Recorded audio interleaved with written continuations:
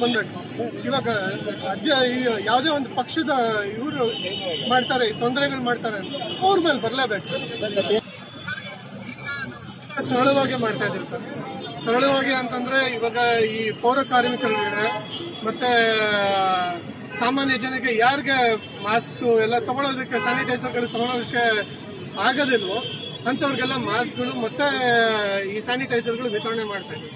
ಸ್ವಲ್ಪ ಪ್ರಸಾದಕ್ಕೆ ಇದು ಮಾಡಿದ್ವಿ.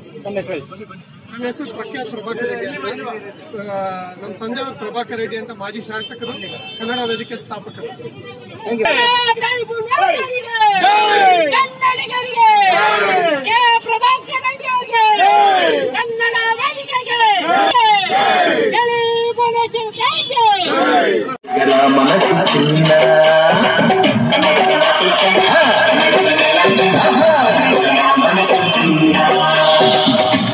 ಗುರಿಯಲ್ಲಿ ನನ್ನ ಜನ್ಮ ದೊರಕಿದ್ದೆ ಪುಣ್ಯ.